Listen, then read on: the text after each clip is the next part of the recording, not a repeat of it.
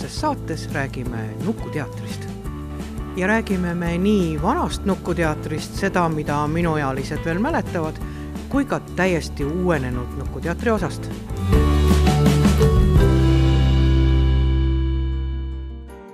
Nunne ja Laia tänava nurgal asub paljudele tuntud Nukuteatri hoone.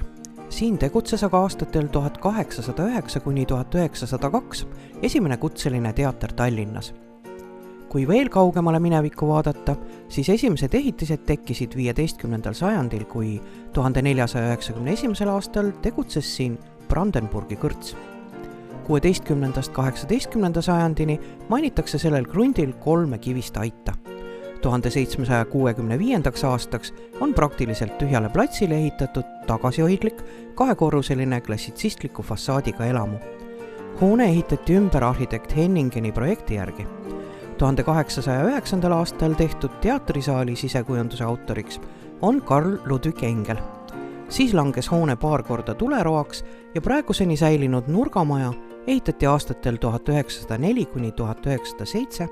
arhitekt Nikolai Tamme seeniorprojekti järgi Reval Aadlikogu ühingu jaoks. Siin asus ka Tallinna Heategev Selts ja 1923. aastast esimene Eestimaa kindlustuse selts. Eesti Nuku- ja Noorsooteater ehk Eesti Riiklik Nukuteater asutati 1952. aastal. Teatri rajaja Ferdinand Veike juhtis teatri kunstilist poolt pea 30 aastat. 2013. aasta alguses loodi sihtasutus Nuku ning sama aasta maist juhib teatrit Joonas Tartu ning kunstiline juht on Taavi Tõnisson. 2013. aastal korraldati Nukuteatri juurdeehituse arhitektuurse lahenduse ideekonkurss ja esikoha vääriliseks tunnistati töömärgusõnaga "Nagu teile meeldib" Karisma arhitektidelt. Kui Nukuteatri arhitektuurikonkursist osa võtsime, siis meie meeskond oli tegelikult suurem kui meie kahekesi. Et oli veel arhitekt Diana Dahlfeld ja siis oli selline seiklusimuline vaimukas reklaamimees Krista Kaskveit, kes proovis siis anda sellele, ütleme siis, arhitektuurselt keerulisele objektile mängulisust ja lõbusust juurde. See situatsioon olemasoleva 2 hoone, teatri ja muuseumi vahel oli tõesti nagu plommi panek hambaritta. Ega ta ei olnud lihtne ülesanne. Ajalooliselt on see Nunne tänava front olnud üks terviklik linnapilt. Siis on järsku olnud siin niisugune tühimik. Ma usun ka, et linnarahvas on nii-öelda mentaalselt harjunud, et mingisugune katkestus on linnaruumis ja nüüd seda uuesti omakorda täitma hakata, see on päris vastutusrikas ülesanne. Nii et see lähtepositsioon 2 hoone vahele uus teater paigutada, see ei ole üldsöögist lihtne. Ja see uus plomm sisuliselt tema kõige suurem ülesanne oli siduda lahusolevad majad, teatrimaja ja muuseumimaja üheks kompleksiks ja et nende vahelt saab ka nii-öelda soojast ruumist läbi ja nendesse nii-öelda minna, et see uus plomm on nii-öelda kõige olulisem ühendav lüli, ja sellest tekkis ka nii-öelda kogu kompleksile nii-öelda nägu, uus nägu ja seda tehes meil oligi ainult võimalus teha nii-öelda üks fassaad, mis vaatas tänava poole, et kõik ülejäänud 3 maja külge olid sisuliselt olemasolevate vanade majade seinad, mis nüüd jäävad, siis on jäänud siseruumi seinteks. See on tegelikult arhitektuurselt väga põnev, et kui meil on alguses olnud olemasolevate hoonete fassaadid, mis on olnud nii-öelda külma ruumi avatud, siis järsku nad jäävad selle olemasoleva uue katuse alla ja muutuvad justkui siseruumiks. Ja ma arvan, et see on üks huvitav tahk selles teatrihoones, et sa kogu aeg liigud vanamaja interjöörist justkui vanamaja eksteriööri, mis nüüd on uue maja interjöör ja kogu aeg see keskkond vahetub. Ja see põimimine kogu aeg läbi uue, läbi vana, läbi sise- ja välisruumi on hästi-hästi põnev. see segadus oli juba alguses lähteülesandega, mõõdistusjoonistega, vürtsitas seda olukorda veel muinsuskaitse, kes mõõtis kogu aeg veel, leidis uusi müürijuppe siia juurde. Nii et see ülesanne läks kogu aeg järjest keerulisemaks ja siin ei ole ainult esimene, teine, kolmas korrus. On nii palju vahetasandeid, siis olemasolev hoone, uus hoone on erinevatel tasanditel omavahel treppide ja pandustega ühendatud. Nii et see maailm on väga kirju. Aga muidugi ehituse ajal, kuna on nii keeruline objekt, olime me valdavalt siin koha peal, nii et kuidagi lõpuks on ikka väga käe sees see majas liikumine.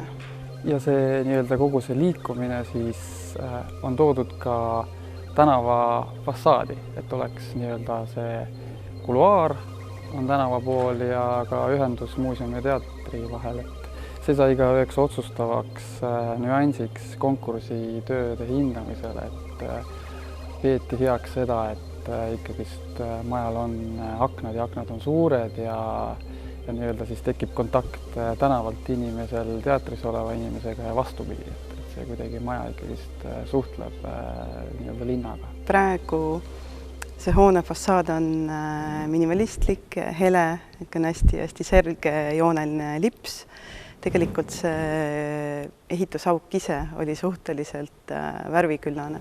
Siin on hästi palju ajaloolisi müürijuppe erinevatest ajastutest, mis siin on olnud eelnevatest hoonetest, on olnud, siin on kaevud ja müürid ja võlvkeldrid ja kogu see substants. Nii et tegelikult selle hoone istutamine ei olnud puhtale valgele lehele, vaid praktiliselt postide ja käppade peal püsib see hoone siin nende olemasolevate müüride vahel.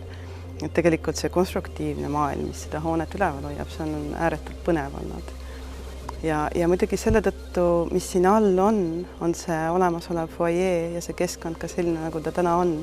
Et meil on foajees on astmestik, see ei ole ainult dekoratiivsel eesmärgil ja sisehoovis ka, vaid tegelikult on seal ajalooline võlvkelder all, millest me olime sunnitud siis üle minema. Nii et kõik see tegelikult on siia hästi ettevaatlikult nende müüride peale kõik see maailm istutatud. Et see võlvkelder eelnevalt on olnud aastakümneid nii-öelda suletud avalikkusele, aga nüüd see oli ka üks esimese mõtteid, kui me siin koha peal käisime ja mõõdistasime mingi asju üle, et siis tundus, et see on nagu nii lahe ruum, et selle peab nagu külastajale avama, et kas seal on siis näitus või väike laste õpituba või et just, et see ei tohiks enam jääda nagu mingiks tehnoseadmeid teenindavaks ruumiks, et see oli nagu tõeliselt vahva, et kui me neid müüre eksponeerime siin, et siis me saame eksponeerida tervet suurt ruumi või tuba, et ma arvan, et see on nagu väga vahva. Võidutöö määras, ma usun, väga suuresti lava paigutas hoone suhtes ja see jäi algse kavandi kohaseks. Ehk et ta on otsapidi Nunne tänavale, mis lubab seda, et kogu dekoratsioonide laadimine, kogu transport saab otse olla lavale kohe Nunne tänavalt. Et see on suur asi, mis alguses sai ära otsustatud konkursi ajal ja mis tänaseks päevaks väga hästi töötab. Aga muidugi, millega me ei olnud nii väga tuttavad, oli teatri enda siseelu. Nii et kõik see, ütleme, see lavatagune maailm, kõik see, kuidas näitlejad liiguvad, grimm, kostüümid, seda maailma me õppisime ikka täitsa nullist ja seal oli päris palju muudatusi konkursitööga võrreldes. Konkursi ajal me saame dokumente, kus on kõik nii-öelda kirjas ruumid ja mis on millegi nii-öelda kõrval või läheduses.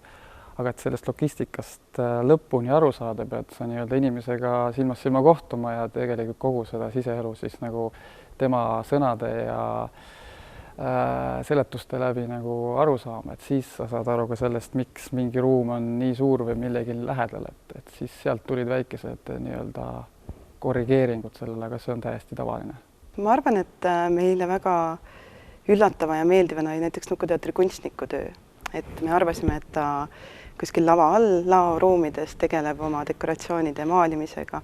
Tegelikult ta töötab üleval vanamaja katuse all, nii et seal on suured sarikad ja pennid ja ta viskab oma dekoratsioonid üle nende katusepennide ja maalib seal. Nii et ma arvan, et see oli üks väga huvitav ja armas fakt, et kunstnikul on selline täiesti oma maailm vanamaja katuse all pööningul. Sisearhitektidega koostöö oli täpselt nii värvikas, nagu nad ise on. Et meie maitsekeel on natukene konservatiivsem, ma arvan, kui Maile Grünbergi oma. miks sai ta valitud, oli just sellepärast, et ta tooks midagi veel siia teatrisse juurde, et kui me oleks võib-olla ise jäänud sisearhitektuuriga tegema, oleks ta jäänud meile omaselt tagasihoidlikum. Aga ma arvan, et teater vajas mingisugust väge ja powerit siia ja Maile Grünberg oli selles suhtes õige valik. Aga muidugi omavahel niisugust dialoogi, teravmeelset dialoogi oli palju. Sest et see ruum on väga pisikene, et ikkagi see kahe hoone vaheline auk on oma mõõtudelt väga minimaalne. Nii et kõik need suured ideed see ära mahutada ka selliselt, et need ideed hakkaks proportsionaalselt õigesti tööle selles ruumis. See oli väga keeruline. Üheks tellijaks oli teater. See on olnud selle maja võib-olla protsessi kõige armsam osa, sest teatri inimesed on ääretult loomingulised, ääretult sümpaatsed ja soojad. Ja nende käest tuli suhteliselt palju hästi töötavaid ideid, mis andsid sellele arhitektuursele lahendusele veel vimkasid juurde. Ja ka teater oli väga usaldav ka meie suhtes, et see oli hästi kahepoolne ja selle tõttu see protsess oli väga selline, ma ei tea, eesrindlik või hästi selline, mida tahaks kohe kõigile kuidagi nagu näidata, et näete, et selliselt saab tellijaga või kasutajaga nii-öelda asju luua, et see kõik sujus ja oli ta nagu veel kogu selle oma sujuvuses ja teatri inimeste olemuses kuidagi mõlemaid pooli inspireeris kuidagi ka jooksvalt. Jah, ja mida ta meile õpetas teatriga koostöö, nendele oli väga raske ei öelda, kui neil tulevad uued head ideed, mis tõesti, millest on nii kahju loobuda, siis nad sundisid meid väga palju vaeva nägema, et neid häid ideid nii-öelda läbi mängida ja kuidagi tööle saada. Nii et on mõnikord tellija ja arhitekti vaheline suhe see, et tellija lõputult soovib asju ja ideid surub peale, arhitektil on juba tunne, et ta paneb piduri ette, ta ei suuda enam nii palju uusi asju peale võtta ja võib-olla on ka kohatu. Siis teatriga koostöös oli vastupidi, nad rebisid meid veel edasi, et see oli väga kihvt. Mida töö käigus sai mõeldud, kuna see ruum kahe maja vahel on põnev ja ootamatusi täis, siis nagu enne ka sai öeldud, et vanade majade välisfassaadid on nüüd selle uue maja sisefassaadiks, et siis nii-öelda ma arvan, et just lastele mõeldes me üritasime just neid vanade nii-öelda siis välisfassaadide avasid ära kasutada teatavate põnevate ruumikogemuste loomiseks, et siin kohe foyees sisse tulles on näha üks väga suur rõdu, mis tegelikult on uus lisa siis vanast maja aknast välja ulatuvalt, et selliseid väikseid nüansse just kasutades ära neid vana maja eelmiseid välisfassaade, siis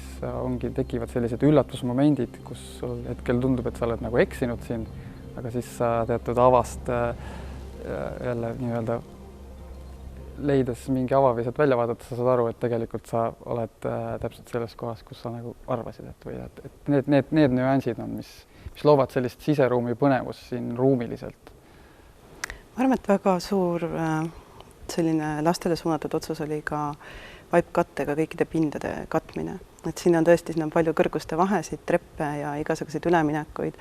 Et meil oli hästi oluline, et tõesti saab mingisugune 2-aastane tibu saab ennast rahulikult rullida kuskil ja sisearhitekt võimendas neid vaipkatte optiliste illusioonidega veelgi, et näidata, et tõesti igal pool võib istuda, igal pool võib pikali heita ja mängida ja asju ümber tõsta. Ja et sellised mängulised elemendid küll olid eesmärk, et lapsed ennast siin hästi tunneksid. Ja ma arvan, et teine osa, mis töötab lapsi silmas pidades hästi, on sisehoov. Et see hoone fassaad ja peauks ei asu otse tänava frondis, vaid kõigepealt väravatavad sisse tulles on sisehoov niisugune kogunemise, maharahunemise ruum. Nii et juba siin võib nagu laps tunda, et tegelikult siit hakkab juba selline nagu see teater pihta, et meil isegi üks kolleegi väike poeg ütles sisehoovi kohta, et sa oled nagu teatris, aga et katust ei ole. et see sisehoov on juba nende jaoks nagu see esimene samm, aga ma arvan, et see on väga hea, et ei ole tänavalt otse sissepääs, on see esimene niisugune sisehoovi osa ja siis alles saab hoonesse sisse. Ma arvan, et me ei julge ja ei taha öelda, et antud hoonega midagi ei kripeldama. Meil on igatsus, et ehitataks välja veel need sisehoovi elemendid ja väikevormid, mida praegu ei ole. Ehk et sisehoov oli mõeldud müüri osas haljastatuna, mis annaks seda aia või niisugust aia idealismi edasi, et kui siin foyees olla, siis läbi klaasi niisugust rohelust vaadata ja valgustid ja kogu see väikevormi osa, ma arvan, et see on oluline, et see ka veel lõpuks suveks see kohale saabub. Praegu ongi selline natukene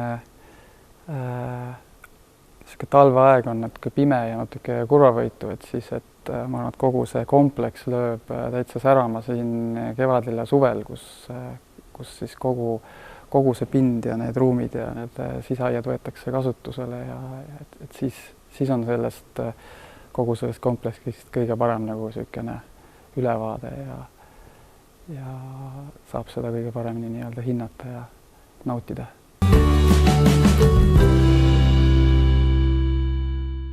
Meie uus maja avati 13. novembril, nii et põhimõtteliselt 3 kuud tagasi.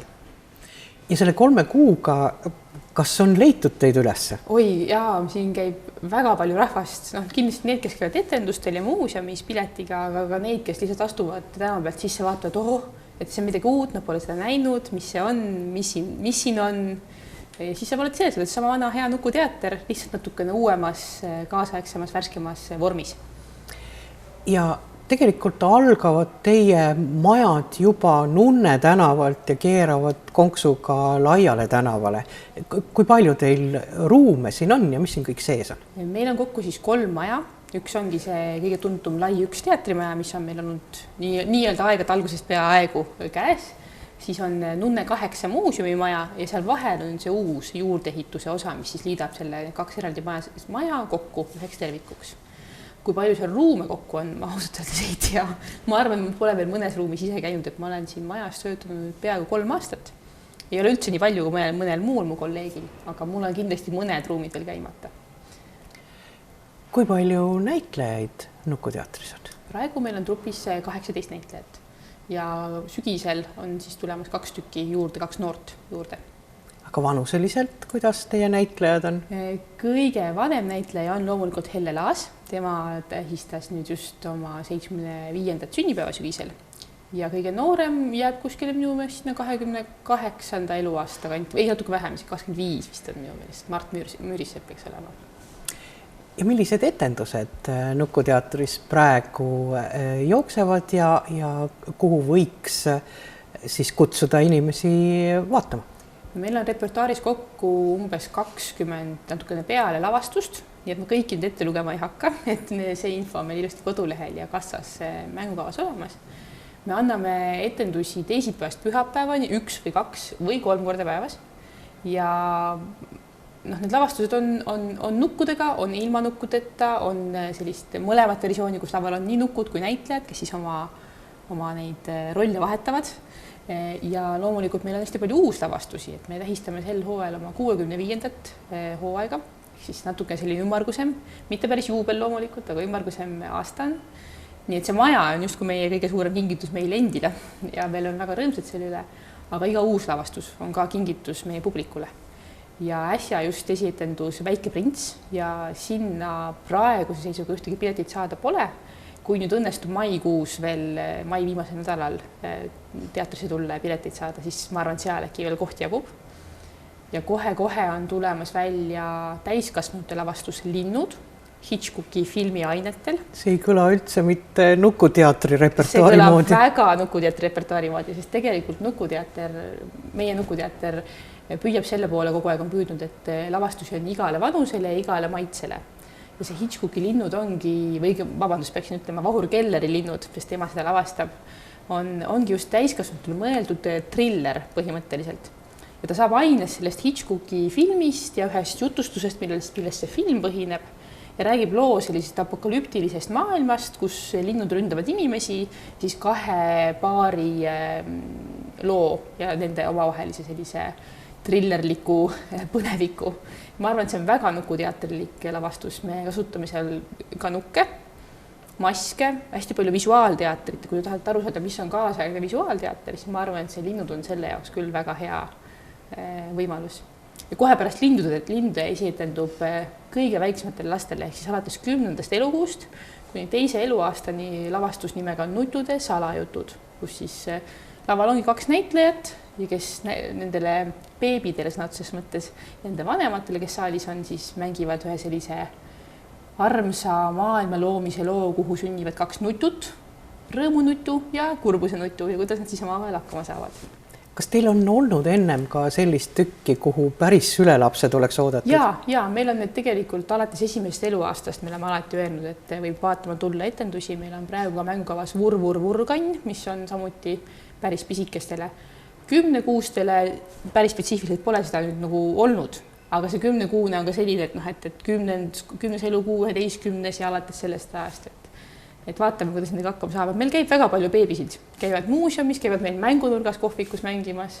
Nii et seda me ei karda, et nad nutma puhkeksid. Et meile nutma puhkemine ja naerma hakkamine ja emotsiooni näitamine on meie teatris ikka väga lubatud ja lausa kohustuslik, võiks öelda. Aga kui nüüd sinna Hitchcocki lindudele tulevad vanemad trillerit vaatama, kas nad saavad oma lapsed jätta teile kuhugi aega veetma? Ei, emad lapsed peaks kõik siis koju veetma. Et tegelikult see lavastus on lubatud alates 16. eluaastast. Ma arvan ka, et kui 15-aastane koos oma vanematega tuleb, kes on varem teatris käinud ja ei pelga täiskasvanike teemasid, siis loomulikult. Aga väiksemad lapsed tuleks kindlasti koju jätta, et võtta endale see õhtu võib-olla ise endale, oma sõpradele või elukaaslasele. Kui nüüd 3 kuu jooksul on seda uut sisekujundust väikeste teatrikülastajate peal katsetatud, et mis nende jaoks tundub, et on kõige ägedam? Siin majas selles sisekujunduses just on hästi palju mängulisust, et on ka väga sellist jõulist ja nurgelist ja sirget joont, aga sellised detaile, mis kutsuvad mängima. Et mul helja taga siin võib-olla kaadrist on näha, on üks selline uhke tume vaas või tegelikult see on prügikast hoopis, mille peal on sellised kihvtid teatrimaskid. Ja ma olen näinud, kuidas mõned lapsed istuvad maha sinna ja jõllitavad neid maske ja vaatavad ja katsuvad neid. Siis meil on ühe 1. korruse lifti juures on nurgas sellised valgustid, milleks on õhupallid. Tegelikult on täiesti kõvast materjalist lambid, aga lihtsalt õhupalli kujuga.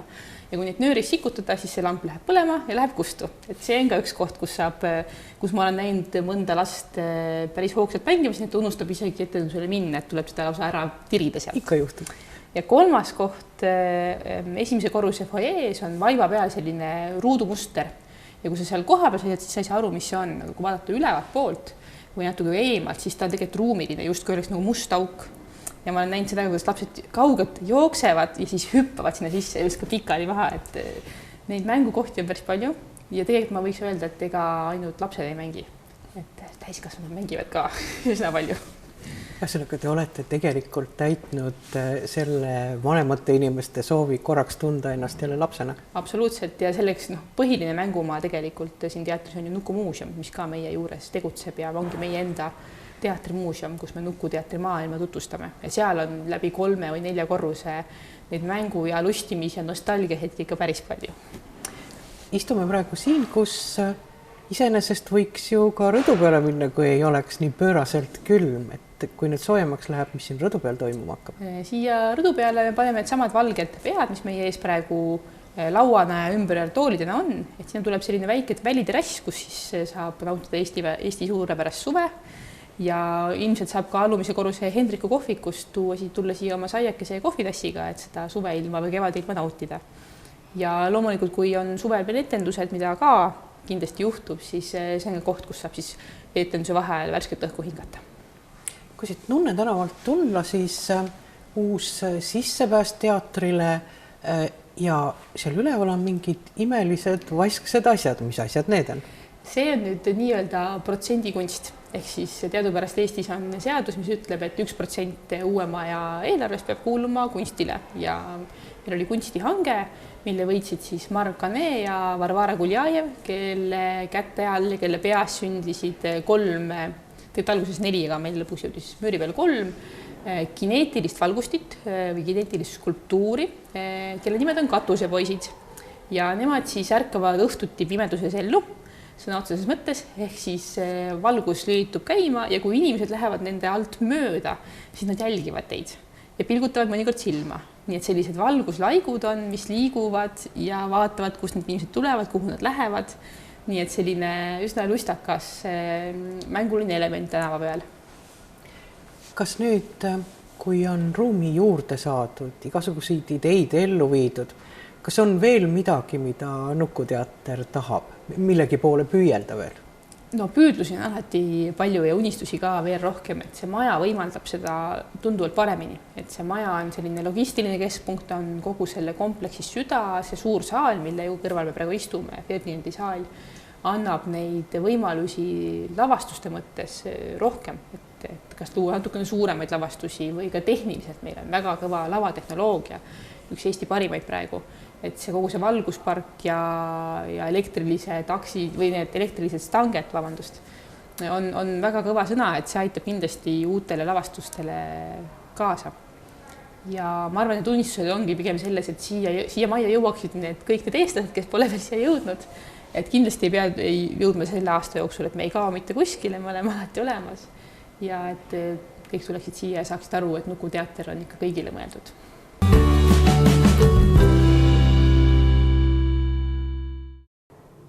Ja nüüd meie saate see osa, mis puudutab eelmist saadet ja läheb sujuvalt üle järgmiseks saateks ehk eelmise saate küsimus oli, millise projektinstituudi fotograaf oli Juhan Külmet.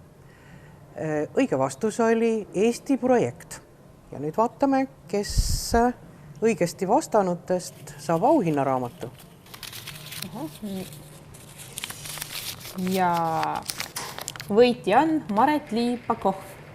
Palju õnne ja oma võiduraamatu saate kätte Eesti Arhitektuurimuuseumist selle lahtioleku aegadel ehk välja arvatud esmaspäev ja teisipäev.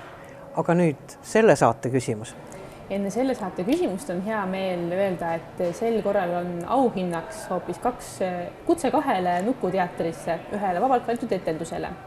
Ja küsimus kõlab nii.